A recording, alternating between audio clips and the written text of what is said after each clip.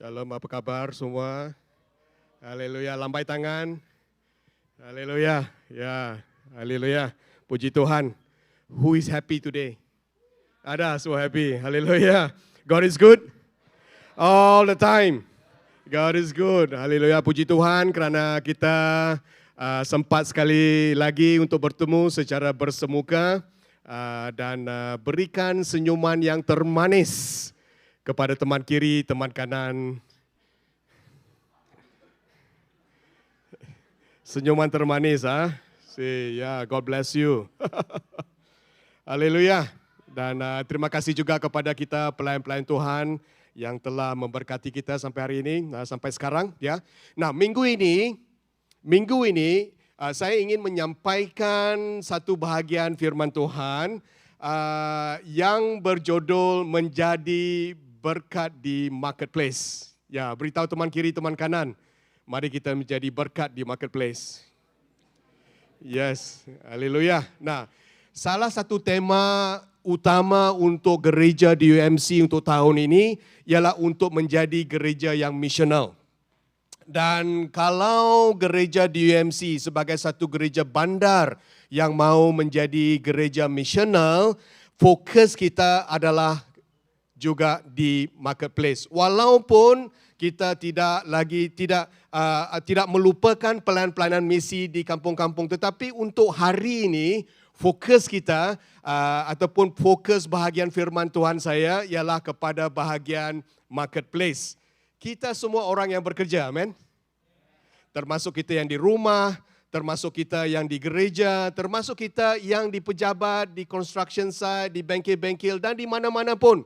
Semua kita adalah orang yang bekerja, ya. Amen. So, hari ini tugas saya diberikan tugas untuk menyampaikan bagaimana kita semua boleh menjadi berkat, menjadi orang yang membawa berkat, menjadi orang yang membawa transformasi di tempat-tempat pekerjaan kita.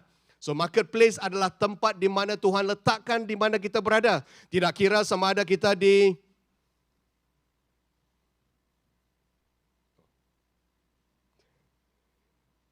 Ya, beri tepukan untuk sister kita. Wah, haleluya. Terima kasih, puji Tuhan. Kerana dia melayani Tuhan. Haleluya. Ya, nah, tidak kira sama ada kita di rumah. Tidak kira sama ada kita ada di perkampungan ataupun di gereja, di pejabat, dimanapun. Di sanalah Tuhan letakkan kita, di situlah marketplace kita. Nah, by the way, Community Digital baru sahaja melancarkan satu bahagian marketplace ataupun saluran marketplace. Kita boleh download. Kepada kita yang sudah download aplikasi KD Spaces, kita boleh download aplikasi KD Spaces dan pergi ke tempat di mana tab bahagian marketplace, dan di tab bahagian marketplace itulah akan kita dapat mendapat pesanan-pesanan Tuhan bagaimana kita boleh menjadi pelayan Tuhan di marketplace secara efektif. Bagaimana kita boleh memperlengkapkan diri kita untuk menjadi seorang yang efektif di marketplace. Dan kita akan posting bahagian-bahagian ini setiap hari, 5 hari 1 minggu, hari Isnin sampai hari Jumaat setiap minggu, ya. So, boleh kita kongsikan dengan kawan-kawan kita, kongsikan dengan yang lain supaya kita dapat memberkati teman-teman sekerja kita. Amin. Nah, minggu ini mari sama-sama kita membaca bahagian firman Tuhan Lukas 10:1 sampai 3. Mari kita semua berdiri. Ya, kita berdiri dan kita membaca dengan satu suara yang lantang, ya, sama-sama 1 2 3. Setelah itu Tuhan memilih 70 orang pengikut lain dan menyuruh mereka pergi berdua-dua, mendahuluinya ke setiap bandar dan tempat yang akan dikunjunginya. Dia berkata kepada mereka, tuaian banyak sekali tetapi penuai hanya segelintir. Berdoalah dengan bersungguh-sungguh kepada Tuhan yang empunya tuaian itu supaya menghantar pekerja untuk menuai. Pergilah. Utus kamu di tengah-tengah serigala. Amin. Sila duduk. Haleluya. Sila duduk. Mari kita berdoa. Tuhan, kami menyerahkan bahagian firman Tuhan ini ke tangan-Mu. Kami adalah anak-anak Tuhan. Kami ingin memerlukan bimbingan Tuhan dalam kehidupan kami. Kepada kami yang bekerja di pejabat, kepada kami yang bekerja di rumah, kepada kami yang bekerja di gereja, kami memerlukan bimbingan Tuhan. Roh Kudus, kami minta Engkau hadir pada hari ini untuk membantu kami memahami, untuk membantu kami melakukan firman Tuhan. Gunakan juga saya yang ada di atas mimbar ini, supaya saya sampai memberikan firman-Mu dengan tepat. Biarlah firman-Mu, biarlah Tuhan yang bertakhta di tengah-tengah kami. Di dalam nama Yesus Kristus kami berdoa. Amin. Amin. Amin. Nah, bahagian firman Tuhan ini adalah bahagian yang sangat popular apabila kita berbicara tentang pengutusan misi, kan? Ya. Bahagian firman Tuhan yang selalu digunakan, dan dalam ayat yang kedua adalah ayat yang sangat popular. Dan di dalam ayat yang kedua ini kita melihat tuaian banyak sekali tetapi penuai hanya segelintir. Berdoalah dan bersungguh-sungguh kepada Tuhan yang empunya tuaian itu supaya menghantar pekerja untuk menuai. Nah, ini adalah bahagian firman Tuhan yang sangat popular, yang selalu kita dengar. Mungkin ada juga di antara kita yang kurang perasan dalam ayat yang pertama. Dalam ayat yang pertama dia mengatakan Yesus mengutus 70 orang. Dan ada juga translation yang mengatakan 72 orang. Tetapi di sini, di dalam translation AVB ini mengatakan Yesus mengutus 70 orang. Persoalannya, ke manakah Yesus mengutus murid-murid Yesus? Dalam ayat yang pertama, Yesus mengatakan di dalam ayat yang pertama mengatakan bahawa Yesus menyuruh mereka pergi berdua-dua mendahuluinya ke setiap bandar. Dan tempat-tempat yang akan dikunjunginya dan tempat-tempat yang akan dikunjungi Tuhan adalah bandar. Nah, bandar adalah salah satu tempat yang sangat special di dalam hati Yesus. Dan di sini juga dia melihat bandar adalah penuh dengan serigala. Ya, di tempat pekerjaan adalah tempat-tempat yang hitam, tempat-tempat yang keras. Tetapi Tuhan mengutus domba-domba Tuhan, mengutus kita semua untuk pergi ke bandar-bandar. Dan seperti yang saya katakan, bandar adalah satu tempat, mempunyai satu tempat yang istimewa di dalam hati Tuhan. Tuhan mengutus Yunus, ya, untuk pergi ke kota Niniwe.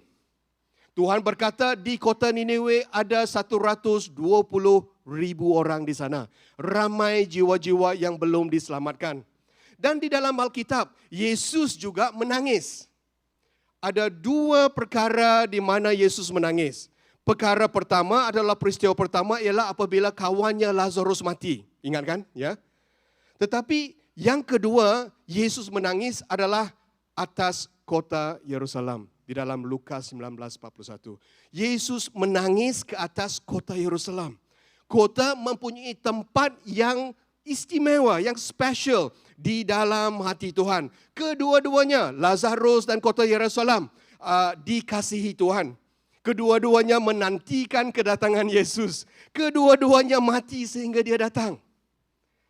Jadi tujuan kita hari ini, fokus kita ialah bagaimana kita boleh menjadi salah satu bahagian di mana Tuhan boleh menggunakan kita untuk membawa berkat di tempat-tempat pekerjaan kita. Amin. Ya, got it, ya.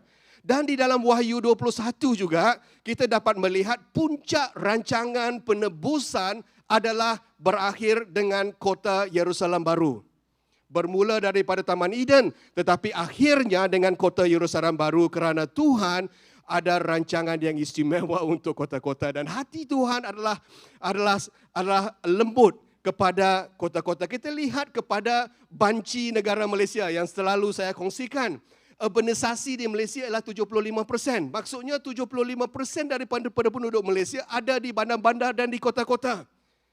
Semuanya sudah migrate ke kota. Kalau kita lihat Kelang Valley, Lembah Kelang di semenanjung Malaysia, termasuk Kuala Lumpur, Petaling Jaya, Shah Alam dan sebagainya, itu kawasan Kelang Valley kita. Dan jumlahan orang di Kelang Valley ialah 8.6 million orang ataupun 8.6 juta orang. Bermaksud 40%, ingat 40% daripada orang-orang di bandar berada di Lembah Kelang. Wow, beritahu teman kiri, teman kanan. Wow. Dan kamu semua diutus. Kita yang berada di Lembah Kelang ada tujuannya, saudara-saudari. Ya, Pak Tama daripada Indonesia sampai ke sini ada tujuannya. Ya, tujuannya ialah haleluya. Mari kita beritahukan. Tujuannya ialah untuk kita menjangkau mereka-mereka yang ada di sini. Dan apabila kita melihat urbanisasi ataupun kadar urbanisasi yang berlaku di negara Malaysia, ada beberapa implikasi yang boleh kita dapat daripada statistik tersebut. Yang pertama ialah kalau dalam bahasa Inggeris, we are losing market share. Maksudnya pertumbuhan gereja tidak selaras dengan pertumbuhan urbanisasi di bandar. Maksudnya jumlah pertumbuhan gereja adalah seperti setitik air di dalam tempayan. Tidak cukup, perkembangannya tidak begitu cepat berbanding dengan urbanisasi ataupun migration daripada penduduk-penduduk kampung sampai ke bandar.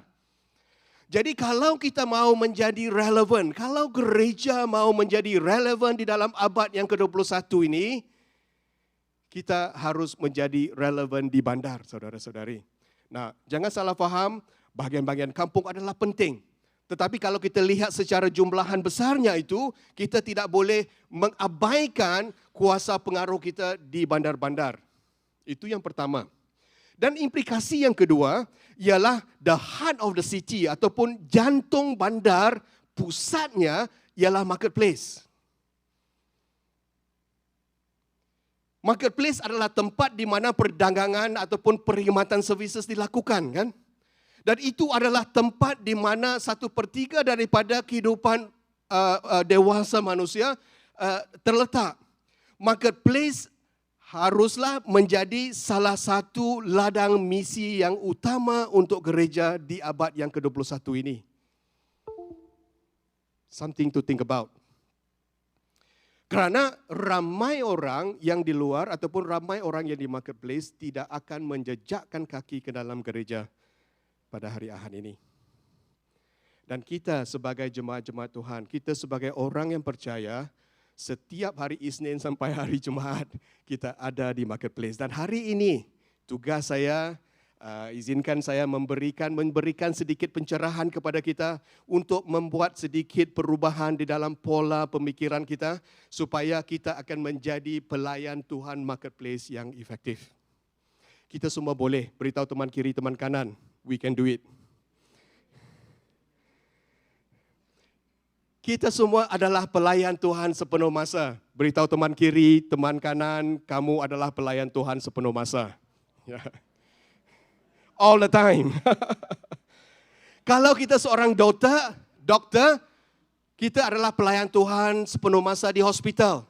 Kalau kita seorang kontraktor, kita adalah pelayan Tuhan sepenuh masa di construction site. Kalau kita seorang pembantu rumah, kita adalah pelayan Tuhan yang sepenuh masa di rumah. Kalau kita adalah seorang ibu ataupun seorang suri rumah tangga, pelayanan kita adalah pelayan Tuhan sepenuh masa di rumah dan di tempat-tempat perumahan kita.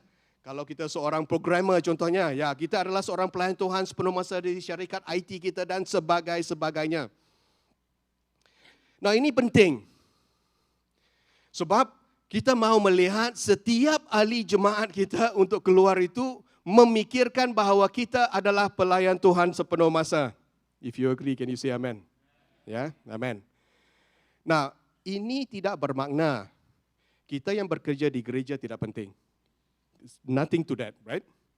Malahan mereka adalah hero-hero kita. Mereka mengorbankan nyawa mereka. Ada juga yang mengorbankan gaji mereka yang lebih rendah untuk melayani Tuhan. Dan pada kita yang melayani sepenuh masa di gereja, itu juga adalah sesuatu panggilan Tuhan yang sangat special dalam kehidupan kita. Dan mari kita berikan tepukan sokongan juga kepada mereka yang bekerja secara sepenuh masa. Mereka adalah hero-hero kita, amen. Ya. Tetapi hari ini izinkan saya fokusnya ialah kepada kita yang di marketplace. Sebab itu di dalam Efesus 4:11 sampai 12 ada mengatakan di dalam ayat 11 mengatakan dan dialah yang memberi sesetengah orang menjadi rasul, nabi, penyebar Injil, pembimbing jemaah iaitu pastor dan pengajar. Yang di sebelah kiri. Dan yang di sebelah kanan untuk siapa? Untuk menyediakan orang-orang yang saleh bagi kerja melayani untuk meneguhkan tubuh Kristus. Ada gabungan tenaga di antara mereka yang full time dan ada juga tenaga kepada kita yang full time di marketplace. Kedua-duanya adalah pelayan Tuhan sepenuh masa. Tetapi sebagai satu gabungan, satu tim, kita dapat mengubahkan situasi di negara kita sekarang. Kalau kita mahu mengubah, kalau kita mahu mentransformasikan, kalau kita mahu bawa berkat kepada Lembah Kelang di Semenanjung Malaysia ini, tugas kita ialah bersatu dengan gabungan tenaga di antara orang-orang yang mempunyai karunia rasul, nabi, penginjil ataupun pastor ataupun pengajar bersama-sama dengan kita yang di marketplace, sama-sama kita menggabungkan tangan untuk mentransformasikan dan membawa berkat kepada bandar-bandar dan kota-kota kita. Amin. Ya. Nah, persoalannya bagaimana kita menjadi berkat di marketplace. Persoalannya, bolehkah kita menjadi seorang pelayan Tuhan yang boleh digunakan di marketplace? Persoalannya, bolehkah saya menjadi bivocational ministers? Bolehkah saya menjadi pelayan Tuhan bivocational di tempat di mana pun Tuhan letakkan kepada kita? Nah, boleh saya cadangkan 3 sahaja. Ya, 3 sahaja perkara yang boleh membantu kita untuk menjadi seorang ministers di marketplace ataupun seorang pelayan Tuhan di marketplace. Yang pertama ialah kita harus memahami pekerjaan adalah ibadah kepada Tuhan. Work is worship. Nah, ini adalah satu kefahaman ataupun ini adalah satu dasar, ini adalah satu asas yang penting untuk kita fahami dan menukarkan pola pemikiran kita. Work is worship. Pekerjaan adalah ibadah kita kepada Tuhan. Pekerjaan adalah rancangan Tuhan dari awal lagi. Pekerjaan bermula di dalam buku Kejadian. Semasa Tuhan menciptakan manusia untuk bekerja. Tuhan juga bekerja selama 6 hari dan rehat untuk hari yang ke-7. Kita semua diciptakan menurut image Tuhan. Saya selalu joke dengan anak saya. Di dalam 2 Tesalonika 3:10, Paulus mengatakan, siapa yang tidak mahu bekerja, tidak boleh makan. Itu betul dalam 2 Tesalonika 3:10. Ya. Maksudnya kalau kita semua mahu makan, kita semua harus bekerja. Ya. Ini penting untuk menukarkan pola kefahaman kita bahawa sama ada kita di pejabat, sama ada kita di construction site, sama ada kita di hospital, sama kita ada di sekolah, sama ada kita di rumah, sama ada kita di college. Semuanya itu adalah tempat di mana kita menjalankan ibadah kita. Setiap hari kita menjalankan ibadah di tempat pekerjaan. Mengapa saya mengatakan begitu? Sebab di dalam perkataan Ibrani, work and worship ataupun pekerjaan dan ibadah datangnya dari satu perkataan yang sama iaitu avoda. Apa yang saya katakan di sini di dalam Keluaran 2:10, hendaklah kamu bekerja selama 6 hari tetapi hendaklah kamu berhenti pada hari ke-7. Pekerja di sini dalam bahasa Ibraninya, dalam bahasa asalnya adalah avoda. Dan apabila Tuhan menyuruh Musa berkata kepada Firaun, izinkan umatmu pergi supaya mereka dapat beribadat kepadamu. Perkataan ibadat di sini, perkataan aslinya ialah avoda. Apa yang saya mau katakan di sini adalah pekerjaan adalah avoda dan ibadah adalah avoda. Bermaksud pekerjaan adalah ibadah kita kepada Tuhan. Beritahu teman kiri, teman kanan, pekerjaan adalah ibadah kita kepada Tuhan. Ya, ini penting. So, jadi persoalan sama ada pekerjaan kita adalah secular ataupun sacred. Persoalan sama ada pekerjaan kita adalah secular ataupun suci, tidak menjadi masalah lagi kan. Kedua-duanya adalah sama kesuciannya. Kebanyakan daripada kita mungkin memikirkan pekerjaan-pekerjaan di gereja, pelayanan di dalam gereja sahaja yang lebih suci daripada pekerjaan di luar sana. Tetapi apa yang mau saya sampaikan di sini secara asasnya untuk menukarkan pola kefahaman kita supaya apa yang kita lakukan sebagai pembantu rumah, apa yang kita lakukan sebagai arkitek, apa yang kita lakukan sebagai kontraktor, apa yang kita lakukan sebagai seorang mekanik adalah sama sucinya sebagai seorang pastor, missionary dan sebagainya. Marketplace adalah tempat misi di zaman moden kita di dalam abad yang ke-21 ini, saudara. Kerana tren urbanisasi tidak boleh dinafikan. Pekerjaan adalah ibadah kita kepada Tuhan. So, jadi seperti yang saya katakan, sama ada itu sacred ataupun secular, tidak lagi menjadi persoalan kita. Persoalan kita ialah sama ada pekerjaan kita sekular ataupun suci bukanlah ditentukan oleh apakah jenis pekerjaan kita, tetapi adalah ditentukan mengapa kita melakukannya. Kalau kita melakukannya untuk Tuhan, itu adalah ibadah kita kepada Tuhan. Wang tidak menentukan sama ada pekerjaan kita suci ataupun tidak. Tugasan tidak akan menentukan sama ada pekerjaan kita itu suci ataupun tidak. Tetapi kepercayaan kita, tetapi nilai kita, tetapi tujuan kita adalah yang menentukan sama ada pekerjaan kita itu suci ataupun tidak. The core beliefs, the core values, the core purposes will determine whether our work is secular or sacred. Nah, sebagai seorang pekerja, kita harus memberikan yang terbaik kepada Tuhan, kan?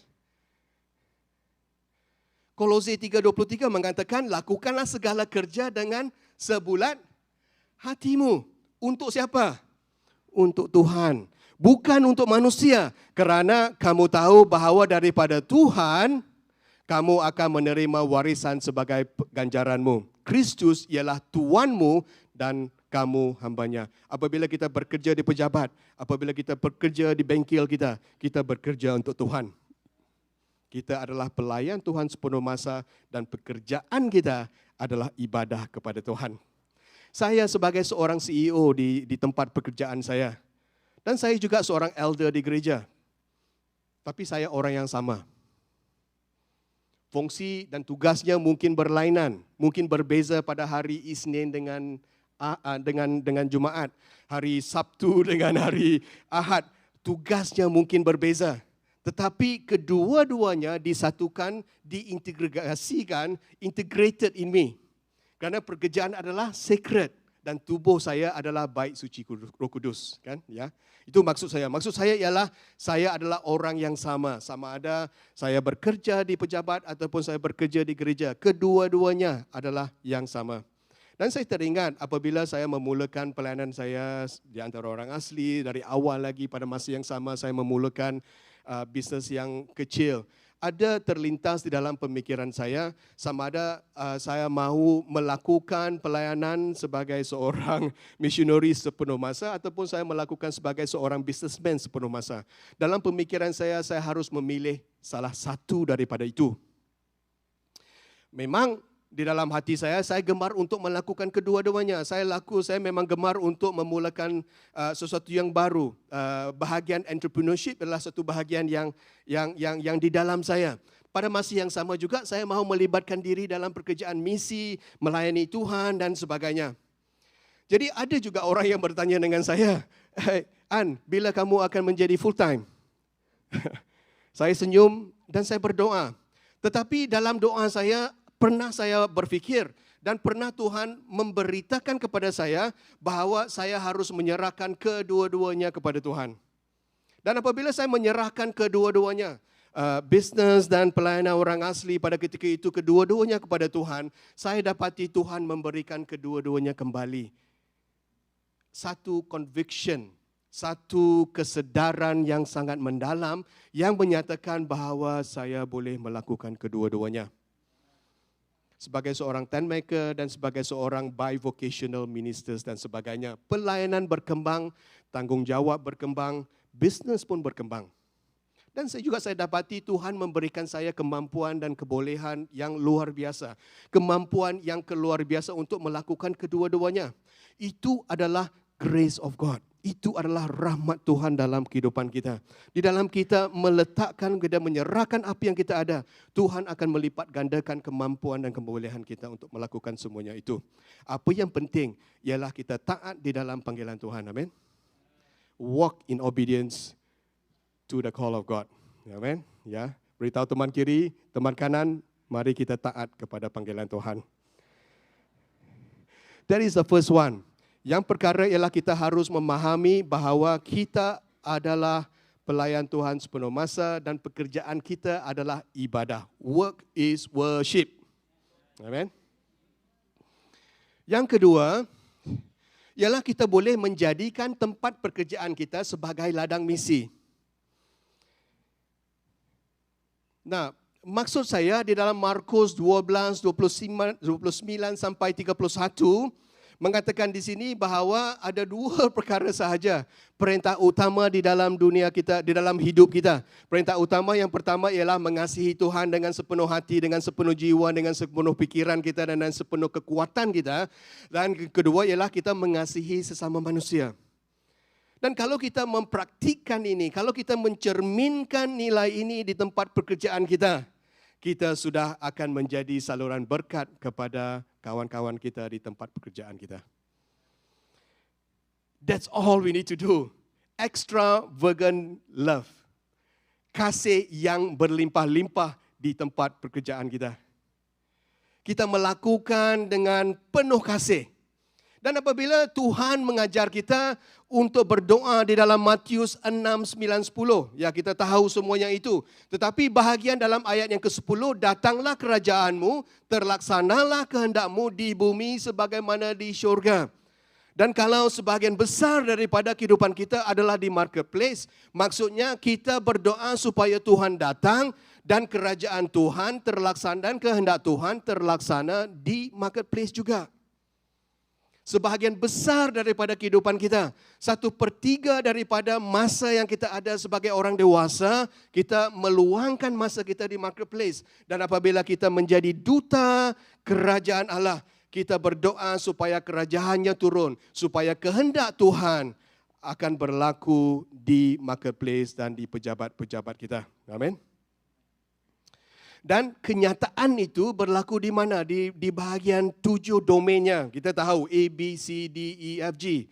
Di bahagian arts and entertainment, di bahagian business ataupun perniagaan, di bahagian church dan religion ataupun agama dan gereja, di bahagian media digital, di bahagian pendidikan, di bahagian keluarga dan kerajaan.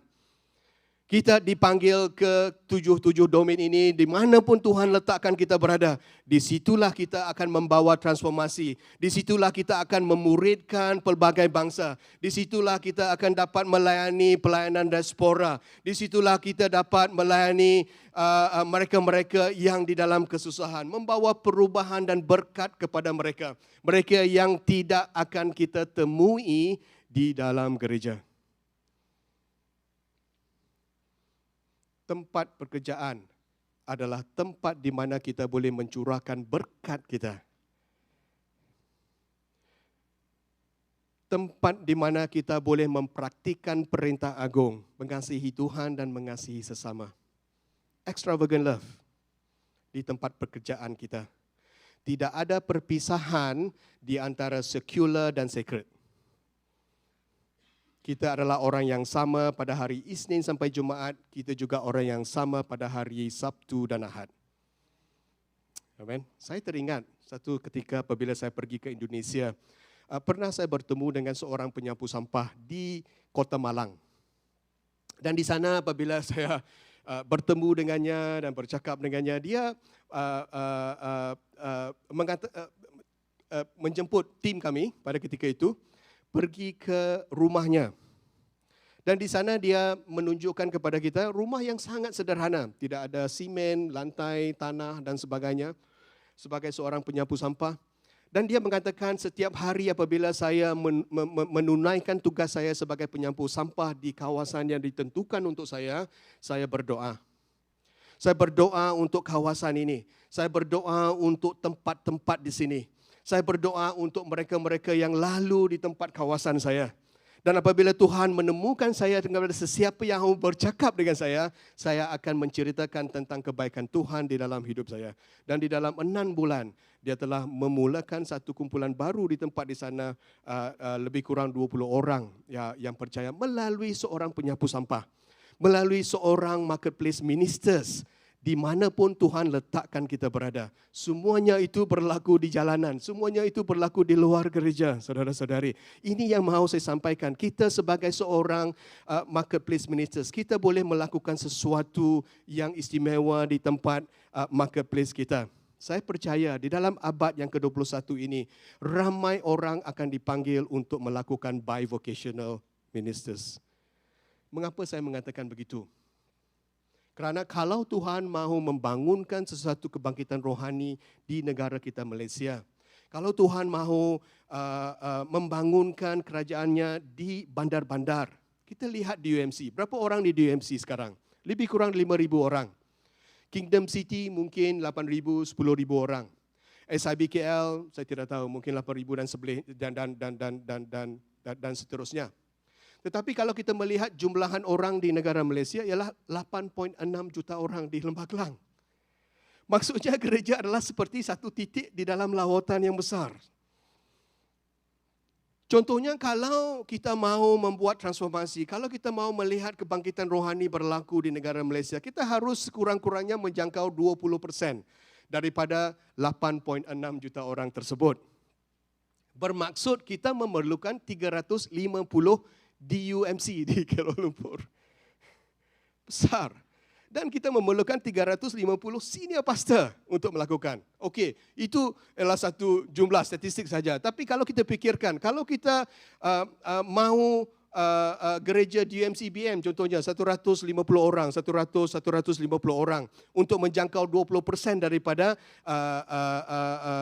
penduduk di Klang Valley, kita memerlukan 12,000 gereja DUMC-BM untuk melakukan tugas menjangkau 20% daripada gereja-gereja di 20% daripada penduduk di Semenanjung. Maksudnya kita memerlukan 12,000 pastors. Dan imagine kalau setiap daripada kita memanggil panggilan Tuhan kita untuk menjadi bivocational pastors. Imagine kalau kita adalah pastor di tempat pekerjaan kita. Imagine kalau setiap daripada kita pergi untuk melayani di sana. Mana menggerakkan anggota-anggota untuk pergi ke marketplace. DUMC dengan serta-merta mempunyai 5,000 orang marketplace ministers di gereja di sana. Amen. Haleluya. Itu adalah satu imajinasi dan kita akan terus berdoa supaya Tuhan boleh menggerakkan sesuatu yang baru di dalam abad yang ke-21 ini. Kita mahu menjadi relevan. Kita mahu menjadi relevan di marketplace. Amin. Ya. Dan yang ketiga dan terakhir ialah kita menjadi pelayan Tuhan di marketplace. Ya, seperti yang katakan, kita semua adalah pelayan Tuhan sepenuh masa. Sebab itu di dalam 1 Petrus 2:9-10 mengatakan, tetapi kamu adalah umat terpilih, para imam raja. Kita di dalam bahasa Indonesia imamat rajani, kan? Ya, kita menjadi wakil Tuhan di tempat pekerjaan kita. Kita adalah imam di tempat kerja kita. Kita adalah pastor di tempat kerja kita. Jadi saudara, di dalam segala umat yang kita ada, kita semua adalah umat yang terpilih. Kita adalah imamat rajani. Kita adalah imam raja yang boleh Tuhan gunakan di marketplace, untuk kita memberkati mereka di marketplace, untuk kita memberikan harapan kepada mereka di marketplace, untuk kita menunjukkan kasih yang extravagant kepada mereka yang di marketplace, untuk kita menyentuh kehidupan mereka, untuk kita mengongsikan Injil dan memuridkan mereka. Amin. Ya. Dan kalau kita lihat daripada perumpamaan Yesus di dalam Alkitab, Yesus adalah juga seorang pelayan Tuhan di tempat kerja. Dia adalah seorang carpenter, tukang kayu kan, selama 30 tahun. Dan kalau kita melihat jumlahan perumpamaan Yesus di dalam buku-buku Alkitab, hampir 86% daripada perumpamaan Yesus adalah berkenaan dengan situasi di marketplace.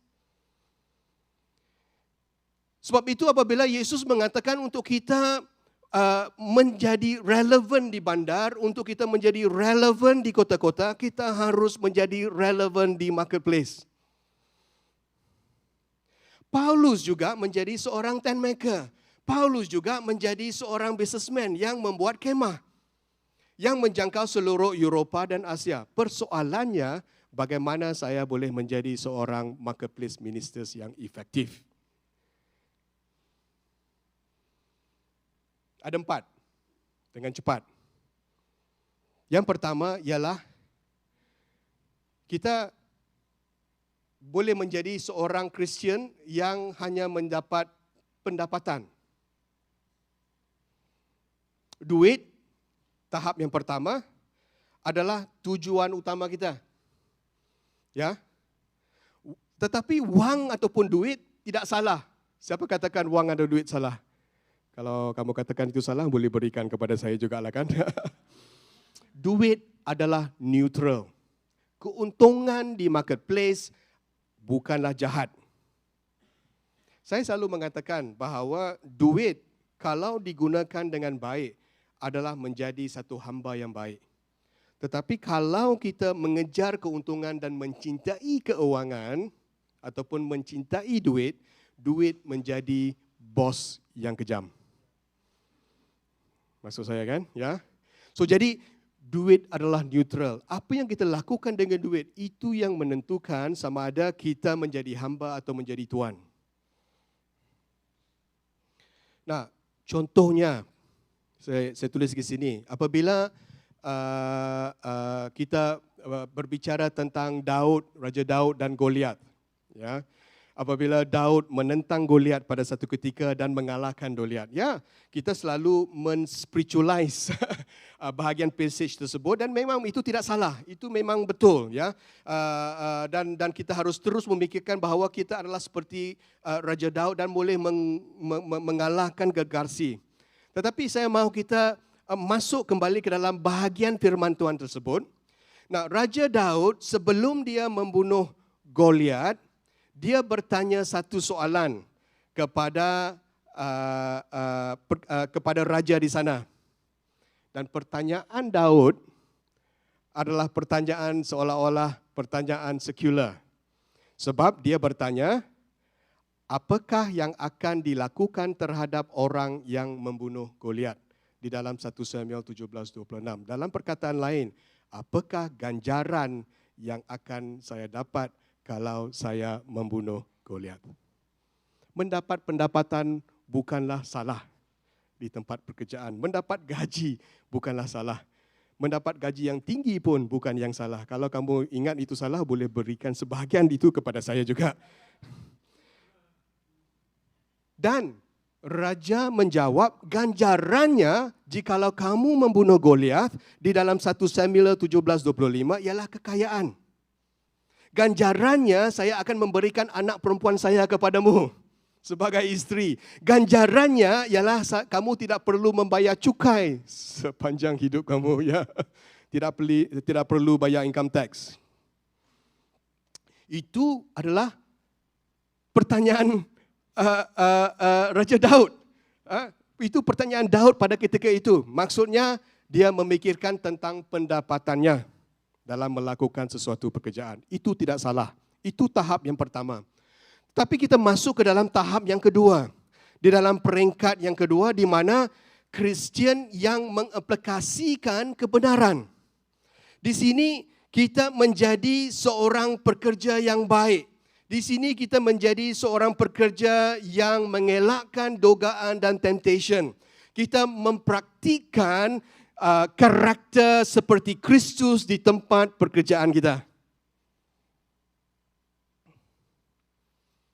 Tetapi mungkin di dalam tahap ini kita berkata, I don't bother you, you don't bother me.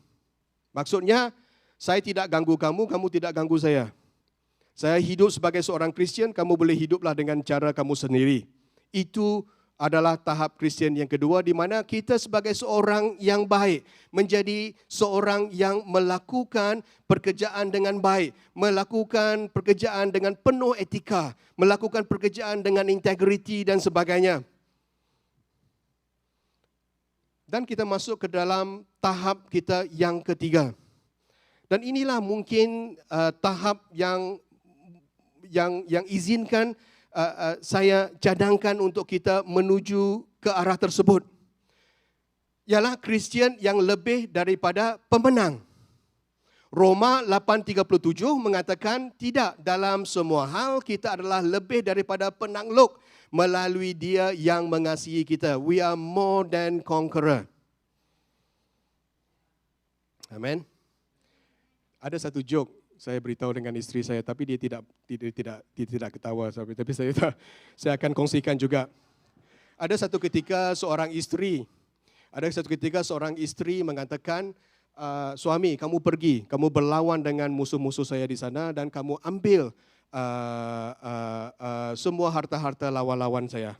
Jadi suami itu pergi ke sana dan dia mengatakan, saya adalah seorang conqueror, saya adalah seorang penakluk. Saya pergi ke sana dan menewaskan semua musuh-musuh dan membawa ke rumah.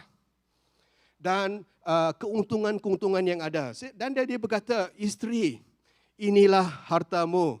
Saya adalah seorang conqueror. Dan isteri berkata kepada suami, I am more than a conqueror. Sebab saya tidak perlu melakukan apa-apa, kamu yang melakukan dan saya dapat melakukannya. So, itu maksudnya more than a conqueror. Yesus telah melakukan untuk kita. Kita is the bride of Christ. Amen. We are more than a conqueror. Haleluya. Beritahu teman kiri, teman kanan, we are more than a conqueror.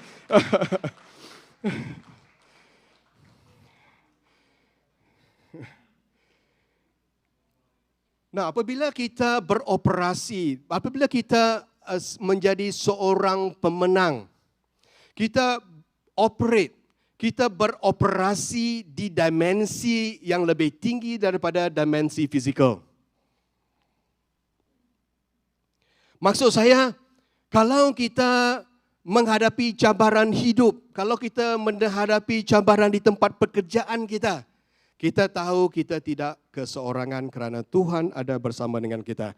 Dan kita tahu Tuhan is a conqueror dan we are more than a conqueror. Kan? Dan kita membawa hadirat Tuhan. Kita hidup di dalam kuasa Roh Kudus di marketplace. Kita hidup dengan mempengaruhi tempat kerja kita dengan pertolongan Roh Kudus. Kita mengaplikasikan kuasa Tuhan di tempat pekerjaan kita.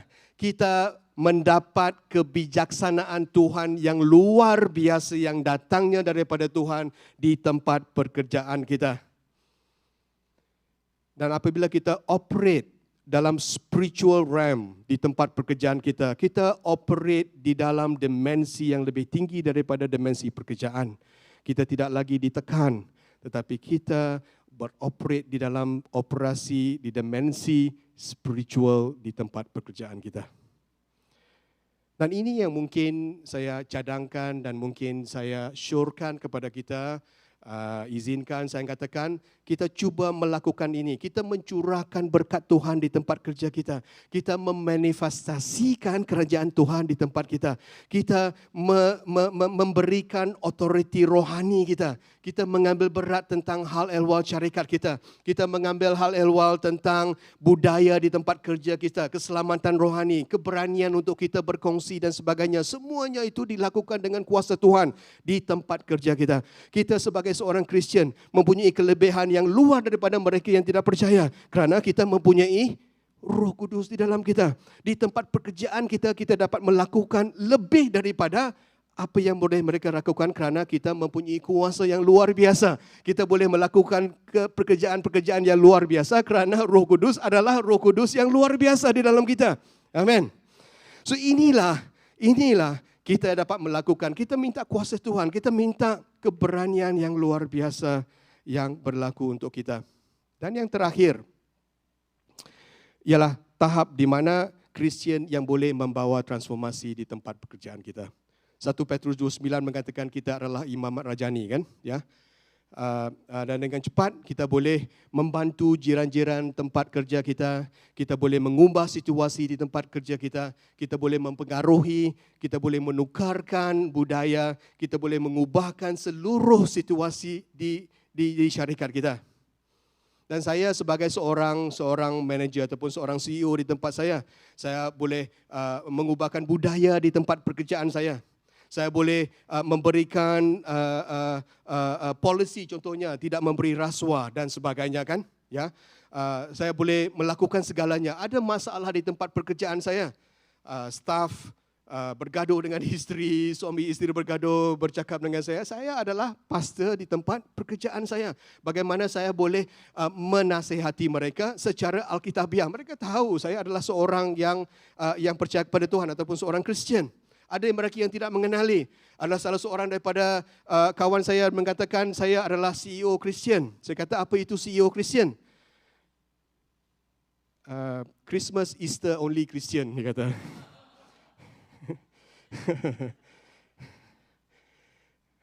Dan daripada sana saya mengongsikan bagaimana Tuhan boleh memberkati kita dan seterusnya. Dan jadi daripada sana dia mula pergi ke gereja dan melayani di gereja di Ceras sekarang ini. Dan puji Tuhan, kita adalah marketplace ministers. Amin. Beritahu teman kiri, teman kanan, you are marketplace ministers.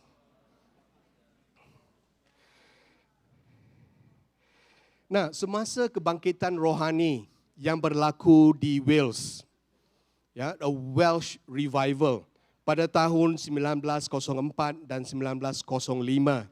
2 tahun gerakan Roh Kudus yang berlaku dengan begitu besar sekali di negara Wales. Dan salah satu akibat daripada kebangkitan rohani yang berlaku pada masa 1904 dan 1905 ialah kebangkitan di mana marketplace, orang-orang di marketplace mula mengalami hadirat Tuhan dan kuasa Tuhan yang luar biasa. Dan daripada sanalah seluruh negara Welsh mengalami kebangkitan rohani yang luar biasa.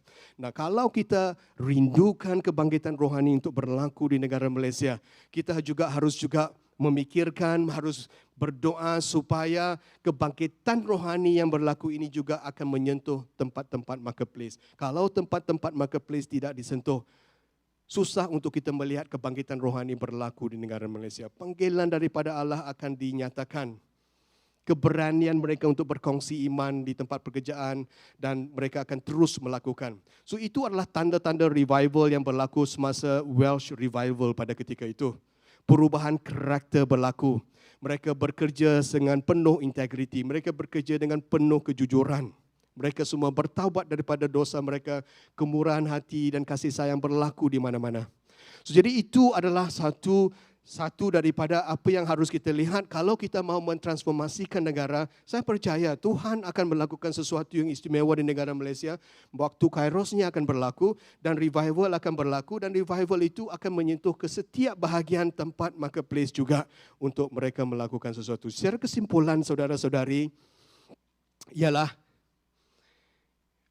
persoalan yang pertama saya katakan, bolehkah kita semua menjadi pelayan Tuhan di marketplace? Ya, absolutely we can. Tapi yang penting ialah untuk kita menyerahkan diri kita, mempersiapkan diri kita untuk digunakan Tuhan. Kita operate di dalam dimensi yang berlainan daripada dimensi tekanan fizikal yang kita alami di tempat pekerjaan. Tetapi kita operate di dimensi spiritual yang lebih tinggi. 2 minggu yang lepaskah, saya bertanya dengan anak saya semasa renungan mingguan kami di waktu makan. Saya terlupa untuk menyediakan perkongsian saya. Dan kalau saya lupa perkongsian, saya akan tanya soalan lah. Dan soalan itu ialah, ada satu ulat, caterpillar, kan? Ulat. Yang berjalan dan berhadapan dengan satu sungai, bagaimana ulat tersebut dapat menyeberangi sungai tersebut. Ada yang mengatakan, ya kita gunakan daun. Ya ada kita menggunakan pertolongan kura-kura untuk pergi ke sana. Ada yang mengatakan, ya saya melompat. Wah, ulat boleh melompat kan? Kemudian anak saya yang kecil mengatakan, we have to transform into a butterfly. Kita harus menjadi ramah-ramah. Ulat bulu boleh ditransformasikan menjadi ramah-ramah. Ulat bulu boleh melalui proses metamorfosis, di mana ulat bulu boleh ditransformasikan menjadi ramah-ramah. Daripada kita disubjek ataupun kepada kita melakukan sesuatu di dalam law of gravity, kita melakukan sesuatu di dalam law of aerodynamic. Di dalam kita beroperasi di dalam law of gravity seperti biasa, apabila kita masuk ke dalam dimensi yang baru, kita masuk ke dalam dimensi di mana kita menggunakan hukum aerodynamics untuk membolehkan kita terbang. Itu yang mahu saya sampaikan hari ini. Ada di antara kita yang mengatakan, ya saya letih Eldaan, saya sangat susah di tempat kerja. Ya saya tahu tempat kerja memang susah. Tetapi kita harus berfikir dan kita harus membawa hadirat Tuhan di tempat kerja kita. Kita membawa Tuhan untuk membantu kita menyelesaikan masalah-masalah yang kita hadapi. Dan di dalam masalah ini kita beroperasi di dalam dimensi yang berlainan daripada dimensi orang-orang biasa.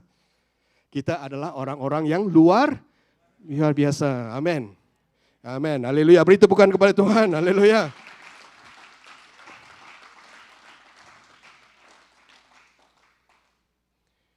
So jadi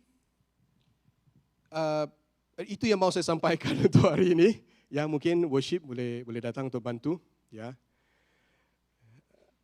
Mungkin terakhirlah. Mungkin terakhir. One more. Terakhir ialah melayani dengan kuasa Tuhan di marketplace. Nah, bahagian firman Tuhan ini adalah bahagian firman Tuhan yang sangat kita ingat dan kita tahu kan. Tuhan mengatakan, marilah ke sisiku, wahai semua yang jerih, lelah dan memikul beban berat. Aku akan memberimu kelegaan. Ambillah kuk daripadaku dan terimalah ajaranku, kerana aku ini lemah lembut dan rendah hati. Maka jiwamu akan tenang, sebab kukku serba mudah dan bebanku pun ringan. Kuk adalah bahagian kayu di antara dua lembu tersebut kan? Itu kuk, right? Ya, yoke. Ya. Kuk Tuhan adalah ringan. Dari perspektif peladang, kuk akan dipasangkan kepada 2 ekor lembu seperti yang dalam gambar raja ini, ya. Nah, 1 ekor lembu yang berpengalaman di satu sebelah, satu lagi seekor lembu yang kurang pengalaman di sebelah yang satu lagi. Dan kuk akan diikat dengan lebih ketat kepada lembu yang berpengalaman. Dan kuk yang kurang berpengalaman akan diikat dengan longgar sedikit. Dan Yesus mengatakan, ambillah kokku.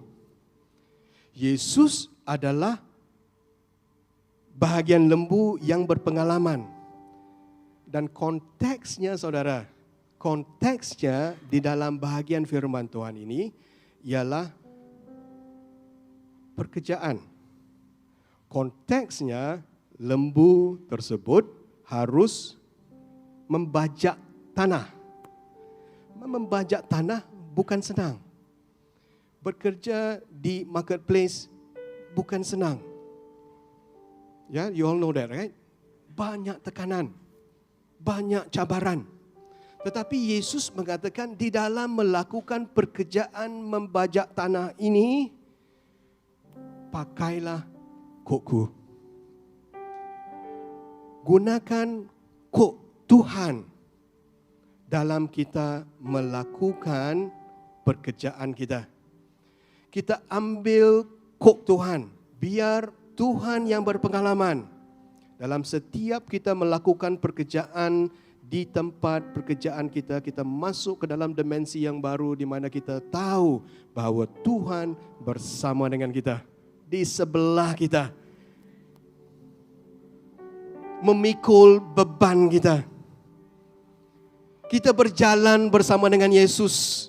Kita bekerja bersama dengan Yesus. Kita melihat bagaimana Yesus lakukannya. Dan ini yang mahu kita lakukan sebagai pelayan di marketplace. Kita boleh melakukan dengan kekuatan Tuhan dalam hidup kita. Kita operate di dalam dimensi yang lebih tinggi. Amin. Mari kita berdoa dan ahli musician boleh datang ke hadapan. Haleluya. Tuhan, terima kasih kerana Engkau telah memberikan kami gambaran, kefahaman, bahagian firman-Mu tentang pekerjaan. Ajar kami Tuhan untuk bergerak dari satu tahap ke tahap yang lebih tinggi. Dalam tahap satu di mana kami hanya mendapat pendapatan dan kami minta berkat Tuhan bercurah-curah dalam kehidupan kami. Dengan berkat Tuhan kami dapat memberkati orang lain. Ajar kami untuk masuk ke dalam tahap yang kedua, di mana kami akan mengaplikasikan kebenaran kami di tempat pekerjaan kita. Dan lebih daripada itu kami minta kekuatan Tuhan untuk membolehkan hamba-hamba-Mu di dalam ruang ibadah di sini dan juga kepada kita yang di online. Untuk menjadi seorang Kristian yang lebih daripada pemenang, more than a conqueror.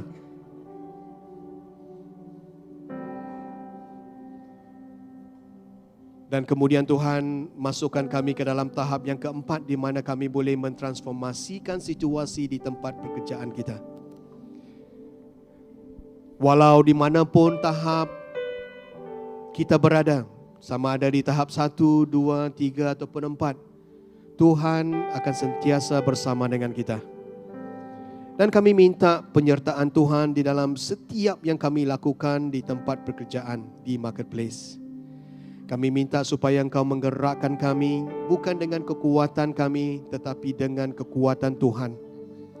Kami lakukan bukan dengan tenaga kami, tetapi kami memikul kok-Mu Tuhan, untuk melakukan pekerjaan di tempat marketplace. Dan terima kasih Tuhan, inilah kami. Kaulah segalanya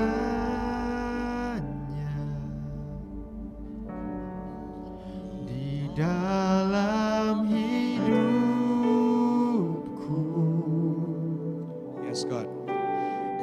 Kerajaan, Biarlah kerajaan-Mu datang Tuhan, kebenaran, dimanapun tempat kami berada. itu bahagianku. Yes God. Kaulah yang ku pandang. Terima kasih Tuhan. Selama hidup Kami serahkan hidup kami ke tangan-Mu Tuhan.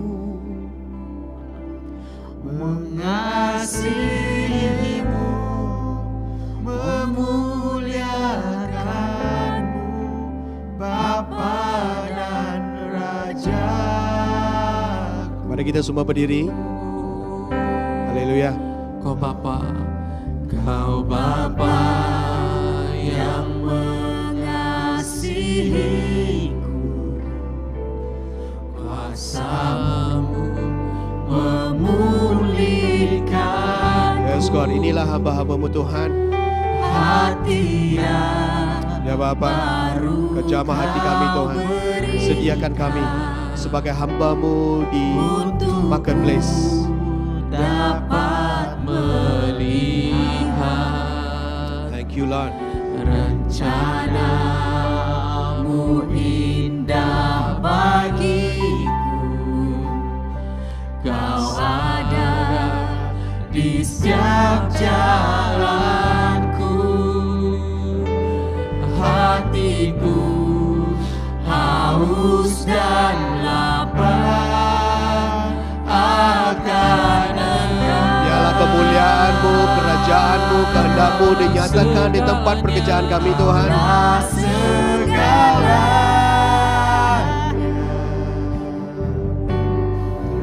di dalam hidupku.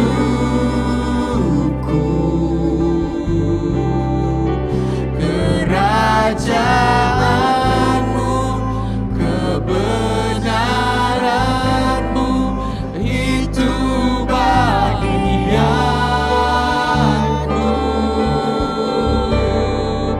Kaulah yang ku pandang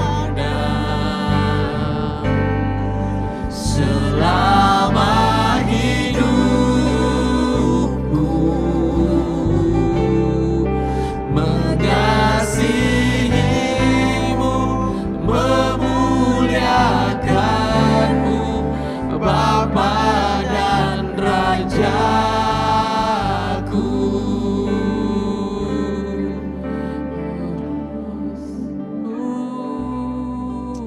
Terima kasih Tuhan. Sekali lagi Tuhan, kami di dalam ruang ibadah ini dan juga kepada kami yang online, kami menyerahkan hidup kami ke tangan-Mu Tuhan. Mengasihimu, Ya, hidup di dunia ini adalah sementara. memuliakanmu, Tuhan. Kepercayaan yang telah Engkau berikan kepada kami di dalam dunia yang sementara ini, Haleluya. untuk kami melakukan perintah Tuhan dan amanat agung di dalam usia-usia yang telah Engkau berikan kepada kami. Biarlah menjadi kekuatan baru. Our destination is heaven. Tetapi sementara kami di dunia, Engkau mau kami memberkati mereka-mereka yang di luar sana. Dan kepada kami yang bekerja di marketplace, hari ini Tuhan, Engkau telah menukarkan pola pemikiran kami menjadi yang baru.